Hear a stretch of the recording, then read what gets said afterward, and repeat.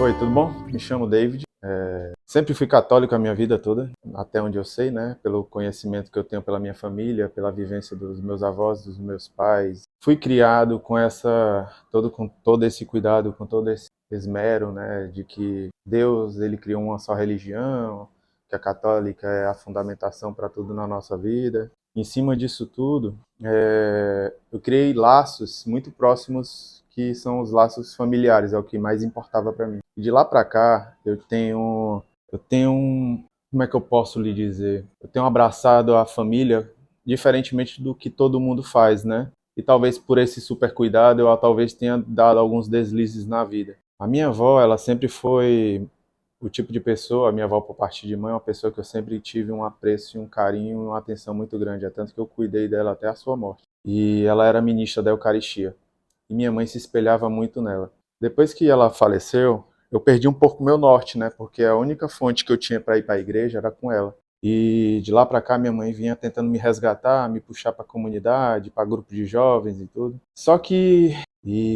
Eu sempre fui muito reservado, porque minha criação foi mais na parte de vós, na parte dos meus avós, do que por parte de pai mesmo, entendeu? Então eu tive muita a presença familiar mais por trás, daquele do tipo que vó faz tudo, que te acolhe, te dá tudo que você precisa, te acostuma mal, né? Então, por esta falta de cuidado, de atenção, eu sempre tive tudo ao meu alcance, mas é tipo assim, eu não fazia muito esforço porque eu tinha ali aquele dinheirinho, aquela coisinha ali que eu podia sempre usar. E voltando à história da minha mãe tentando me resgatar, ela me colocou no Acampes do Shalom.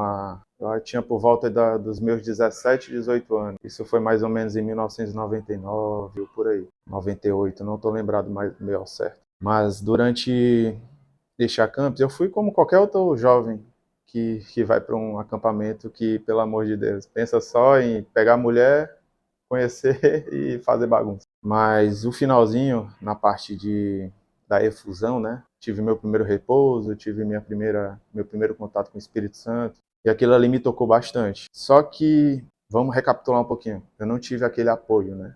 Família dentro de casa. Só minha mãe, tudo.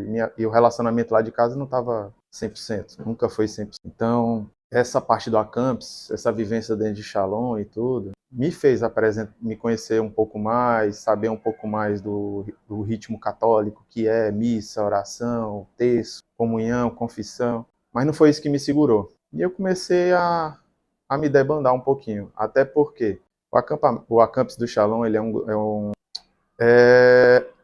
é muito misturado. E uma dessas pessoas estava tentando ser resgatada também. E às vezes, talvez pela carência de amizade, de pessoas que te escutam, olham nos teus olhos, te dão atenção, te dão aquele apreço, né? De tipo, ó, eu te escuto, você tem importância para mim. Eu dei atenção a algumas pessoas desse tipo. E essa pessoa era envolvida com tráfico, com um monte de coisa. Era errado em meio. E foi um dos nortes uma das coisas que me fez um pouco sair mais de dentro do Acampes, da comunidade Recado também, que eu conheci outras pessoas desse tipo também, onde minha mãe foi consagrada por muitos anos. E de lá para cá, eu não tinha mais norte, eu não sabia, não tinha identidade. Para mim, a única coisa que eu poderia me agarrar era a bebida, porque os problemas de casa nunca foram fáceis. Então, o meu refúgio sempre foi o álcool. E por volta de 2002, 2000, foi mais ou menos por isso,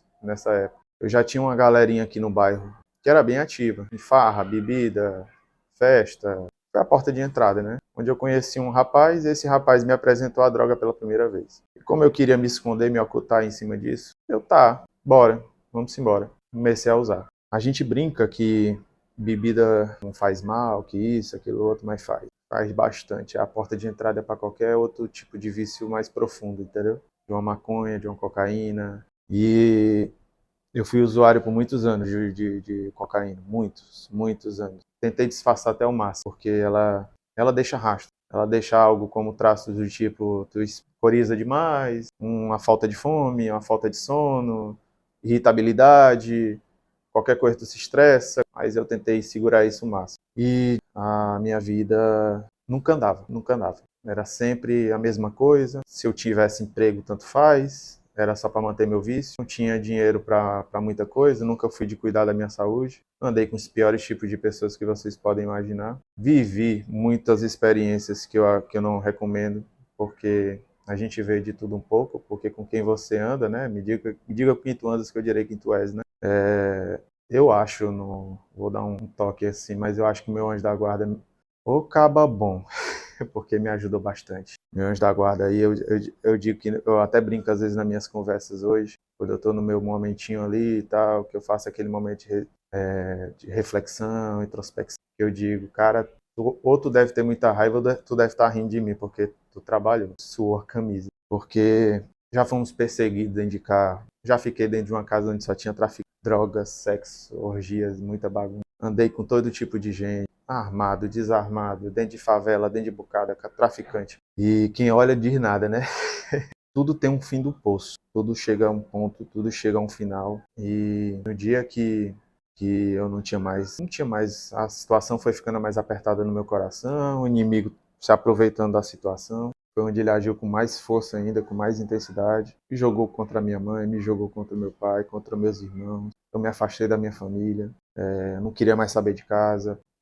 Já passei 10, 11, 20 dias bebendo direto, usando droga direto, sem parar. E até hoje eu não entendo como meu corpo aguentou tanta agressão. Dizem, né, que a gente, quando tem um propósito na vida e que Deus quer muito bem, você pode fazer o que você for fazer e tudo, mas se está escrito, teu propósito está escrito, ele vai te resgatar de alguma forma, vai fazer alguma coisa e aquilo ali você teve para amadurecer e você ser a pessoa que você é hoje, né? Então, quando eu me afundei, eu fazia tudo o possível para poder me manter o mais próximo do meu vício. Aí ficou mais perceptível que eu estava bebendo mais, que eu estava usando droga mais. Ficou mais perceptível. Minha mãe calada sofria, calada ficava. O meu pai começou a me desprezar dentro de casa, até o ponto da gente discutir altas vezes e soltar algumas coisas, uma na cara do outro e de até ele dizer para mim que eu não era o filho que ele queria ter.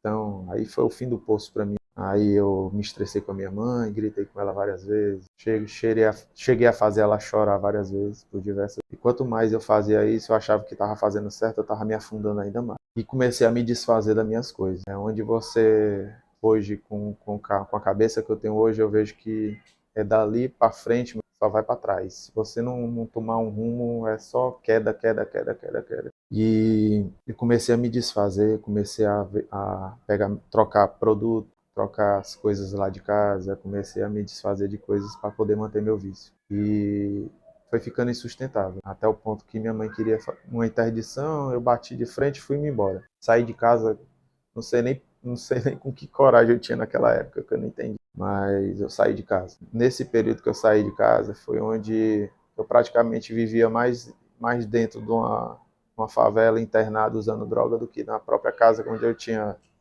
sido cedido, né, o espaço para mim. E quando eu penso essa ferida, assim, ela me toca um pouco, porque assim, não é confortável você falar um pouco do que você viveu e passou, o que eu vejo assim na minha cabeça, do que eu já vivi, do que eu já passei. Eu acho que não desejo para ninguém, porque tu acha que tá fazendo certo, tu acha que tá vivendo certo, tu acha que tá fazendo aquilo que pro teu corpo, pra tua mente, pra tua vida tá sendo certo.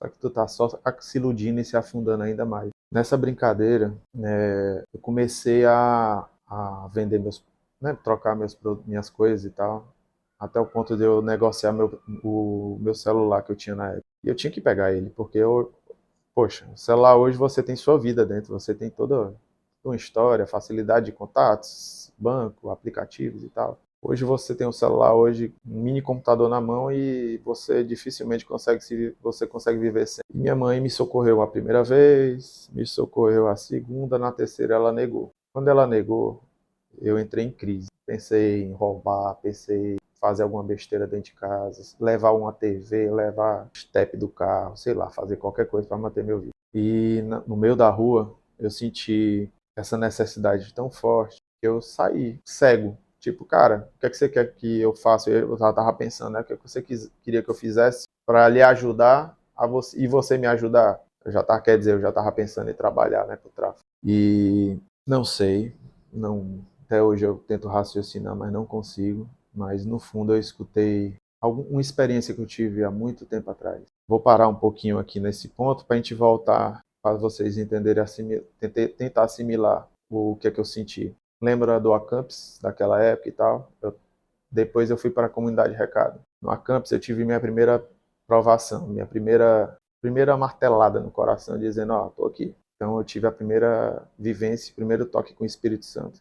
É algo que só sabe quem repousou no Espírito. Na comunidade Recado, eu tive várias experiências que, se a gente for parar para pensar, você diz assim, é sobrenatural. Uma delas foi, eu estava no momento a gente estava de oração muito forte. Nossa Senhora estava exposta no centro lá do espaço. Eu lembro que eu estava mais recuado aqui para o canto, a imagem mais ao centro ali. E todo mundo rezando e eu ali. Que nem aquela história de, acho que é a Santa Terezinha, que ela fica contando os tijolinhos, sei lá, na sala, né? Ela tá no Santíssimo, mas ela tem que cumprir o papel dela, ela fica ali, né, contando. Pronto, eu tava do mesmo jeito. Tava tipo assim, eu tenho que estar aqui, eu vou estar aqui, vou continuar aqui. E ela me deu uma experiência muito forte. Eu olhei para o lado, olhei para o outro, todo mundo parado, todo mundo congelado.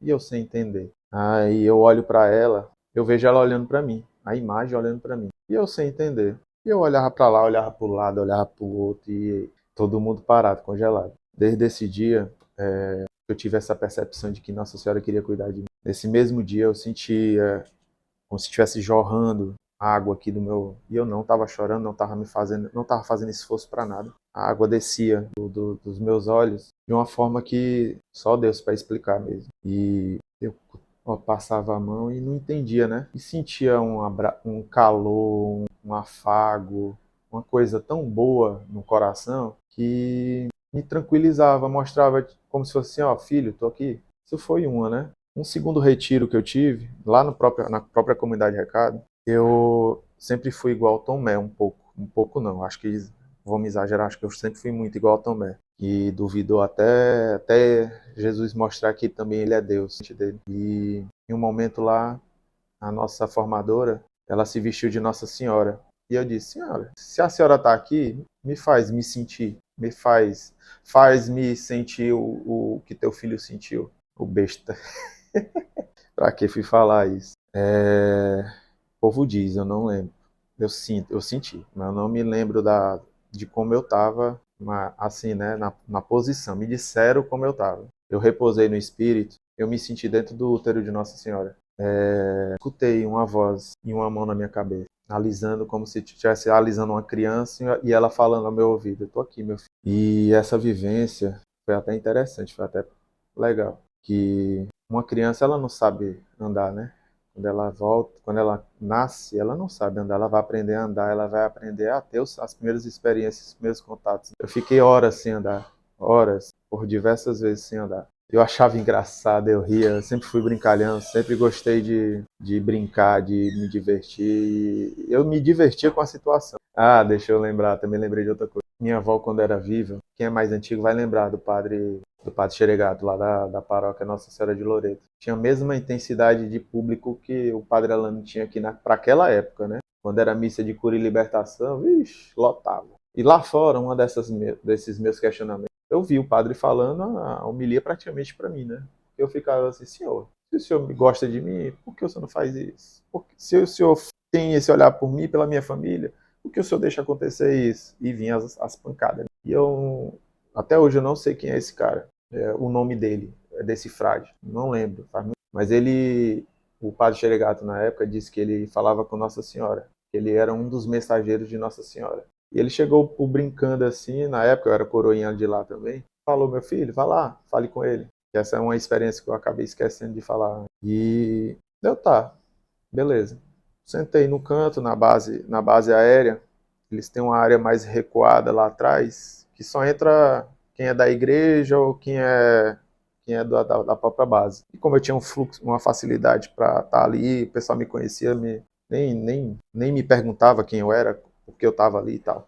E esse frade, ele encostou em mim e na mesma hora eu quis repousar, né? Não sabia. Achei interessante, mas quando ele encostou, que eu Fui para trás, ele, não, meu filho, agora não. E quando eu penso nessa frase que ele me falou, tudo hoje está fazendo sentido para minha vida. Aí eu falei lá no começo, né, que quando Deus tem uma coisa escrita pra gente, não adianta você pode viver, pode vivenciar, passar pelo que você for, mas você pode ter certeza. Se Deus escreveu, meu amigo, tá escrito, ninguém muda, a não ser ele. E a mensagem que ele falou no meu ouvido foi que a tua vida está escrita entre teu pai e tua mãe. Fica tranquilo, meu filho. A sua história já está escrita. E eu era imaturo naquela época. E durante essas vivências que eu tive, né, útero, essa do frade, a de chorar, né, que chorava que nem uma criança, esses momentos que eu tive da efusão lá no Shalom,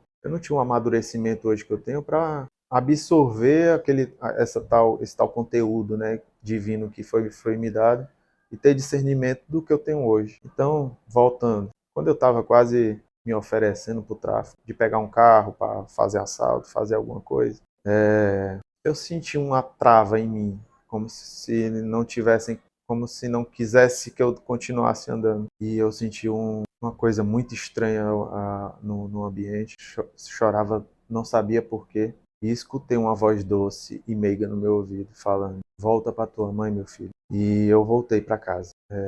Minha mãe me viu, chorou, só que minha mãe já estava ciente da situação, né? Então eles saíram de casa, me trancaram dentro de casa, eu fiquei em casa, sozinho, trancado. Minha mãe pensando que se eu saísse de novo de casa eu podia fazer alguma besteira, né? Mas não, essa senhora já tinha sacramentado ali que é dali para frente, nunca mais dali para trás. E beleza, fui botando na minha cabeça, não estava preso a nenhuma igreja, nenhum grupo de jovens, nem nada. Mas nada andava, nada andava. Botei na minha cabeça, ó, não vou mais beber. Consegui cumprir por um tempo, consegui cumprir por um tempinho e tal, mas vi que não dava porque assim, não tinha mais aquela sede de beber, não tinha mais aquela vontade. Tive alguns amigos e algumas pessoas que andavam comigo, fui me afastando dessas pessoas também, porque se ela disse que era para eu voltar para ela tinha um propósito para isso. Só que eu estava numa carência emocional muito grande também, porque assim, se eu quero voltar para casa, qual é a casa que vai me receber? Quem é que vai me receber? Quem é que vai cuidar de mim? Porque quando você não tem um pé no chão dentro de uma igreja, você fica muito fácil e suscetível a andar em outros locais. Então, na minha época errada, eu já fui expulso de terreiro de macumba, onde a pessoa estava lá com o pai de santo, mãe de santo, não lembro, faz muito tempo, disse que não, que a entidade não ia aparecer enquanto eu estivesse lá dentro, porque eu tinha a espada e o escudo na minha frente e isso não era bem-vindo dentro do terreiro. Eu até brincava, eu dizia assim, não, mas eu tô aqui pela bebida, pela festa, pela farra, e a pessoa, não, você não pode ficar aqui. Então, frequentei outras igrejas evangélicas, me abracei com outras seitas, quem sabe, quem estuda, né? Quem se aproxima mais da verdade sempre vai se tornar católico, isso é inegável. E em cima disso tudo, eu andei em várias batistas, videira, andei em outras comunidades, participei de vários grupos, mas nunca me encontrei. E certo dia disseram que tinha um grupo lá na comunidade Nossa Senhora de Aurora. E eu fui, comecei a frequentar, tal. E quando eu cheguei, mal cheguei lá, ela já me chamou para falar comigo, né? E eu descrente, porque eu disse assim, poxa, não sei nem quem é essa mulher, ela vem falar disso. E essa mulher falou para mim, olhou para mim e disse, meu filho, não deixe de ir pro Natal, vá pro Natal, passe o Natal com a sua família. Aí eu fiquei assim pensando, caramba, o que é que houve? Porque semanas, meses antes, eu nunca fui de estar muito próximo dos meus irmãos. E naquela época eu disse assim, não, Natal pra quê? Vou não, vou ficar em casa. E eu tinha decidido, né? E ela foi justamente cutucar aquilo que eu tinha negado no coração que eu não ia fazer. Aí beleza, fui pro Natal, foi uma experiência bacana, foi o início de uma reconciliação familiar, né? Em cima disso, fui novamente. Quando eu fui novamente para lá, eu já fui com outros questionamentos, com outras dúvidas no coração, né? Ela não confirmou nem desconfirmou, só disse que, ó, vai dar certo. E eu já estava botando na minha cabeça que eu ia ser daquela comunidade, ia pertencer àquela comunidade, que eu ia, né, e tal. Só que ainda não tinha me achado. É aquele ambiente bom, não é ruim, é mais ou menos e serve. Para mim estava servindo. E de lá para cá, como é que eu posso? Eu tinha mantido meu estado de oração, meu estado tinha aumentado, né? Porque assim, quando eu voltei para minha vida, mas eu disse um não, um basta à minha vida antiga, eu fazia aquela oração das 3 Ave-Marias toda noite, fazia a minha parte, né, de oração pessoal e de todos os vícios que eu tinha antes. Eu ainda me mantinha ainda preso a alguns vícios de estimação que o nosso pároco até ele fala que a gente deve cortar isso, que é o que faz realmente a gente manter um mínimo de abertura ainda para o inimigo, mas não é fácil, não era fácil. E tinha um grupo lá que era, se eu não me engano, já estava iniciando e abrir também consagração a Nossa Senhora lá. Eu vou participar. Só que eu disse, botei no meu coração, no meu íntimo mesmo, que eu disse, se for para eu ficar nessa comunidade, que dê certo aquilo que o Senhor quer, não a minha vontade.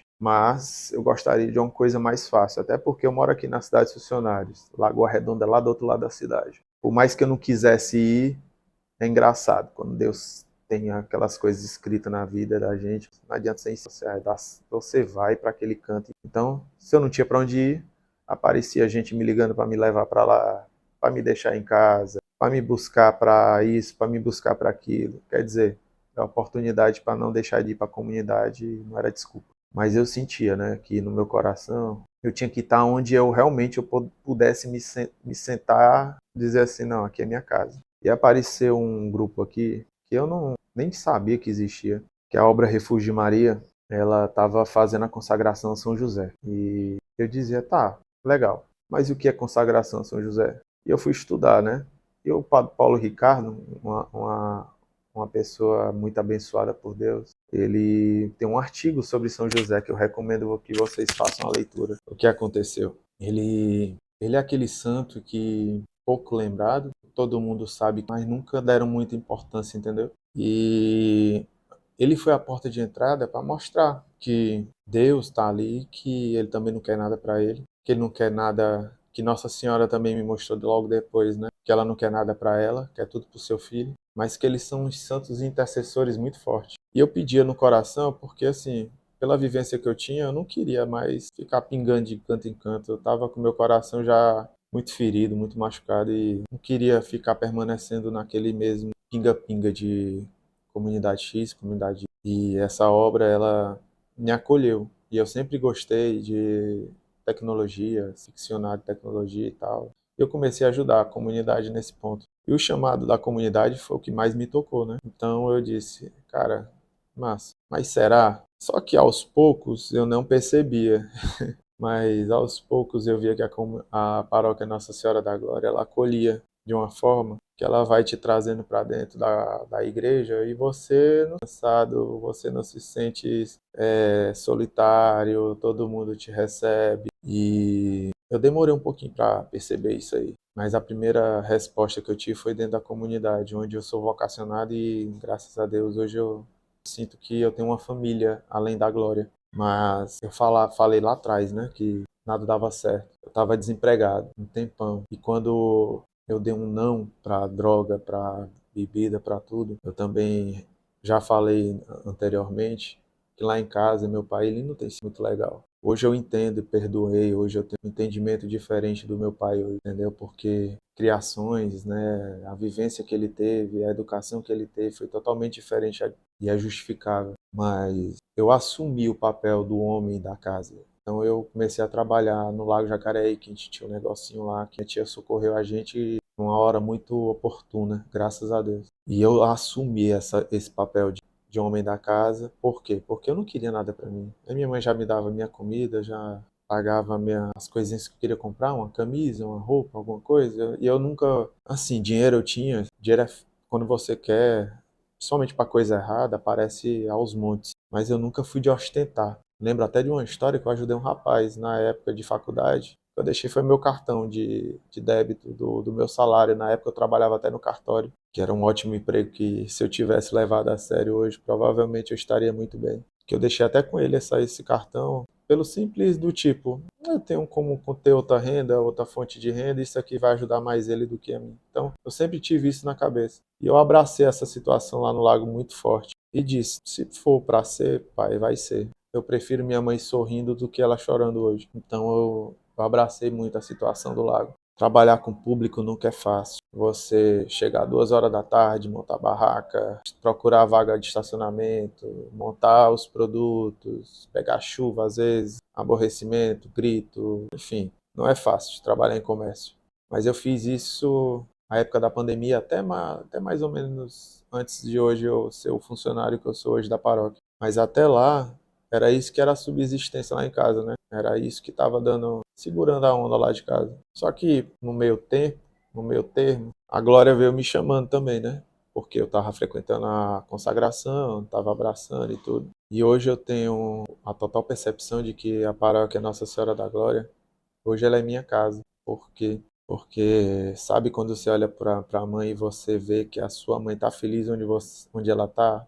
Isso te dá um conforto, te dá, né, um carinho, uma tranquilidade, um conforto imenso ao coração. Porque aqui dentro, hoje, nosso pároco, eu sou eternamente grato. Ele sabe disso. Já falei que não vou deixar de ser o soldado que ele sempre precisou. Vou estar ali sempre que ele precisar. Mas eu também vi que o pessoal daqui me acolheu muito bem. Isso ajuda, porque o indivíduo, quando ele não, ele perde as esperanças, quando ele busca alguém e ninguém olha para ele, se sente um pouco à margem da sociedade. E aqui a obra e a paróquia me acolheram muito bem, muito grato, imensamente grato. E hoje eu não me vejo fora da paróquia, hoje eu não me vejo. Hoje é o tipo de trabalho que eu não me canso de fazer, não canso de estar, faço com amor, faço com carinho. Sou chato quando é para ser chato, porque eu tô brigando pelo aquilo que eu acredito ser certo. Então, esse é um pouquinho da minha vida, um relato assim que eu tenho escondido há anos, entendeu? Eu não tinha coragem de falar isso até a hora que eu falei hoje. Então, obrigado aí por você que ficou aí escutando, teve essa paciência, esse carinho aí até agora. Obrigado. Que Deus e Nossa Senhora te abençoe, mesmo, porque se ela tem um propósito para ti, pode ter certeza, meu filho. Ela vai te resgatar de alguma forma. Se você já passou por alguma situação que fortaleceu a sua fé e quer compartilhar o seu testemunho, entre em contato conosco. As informações estão na descrição do vídeo.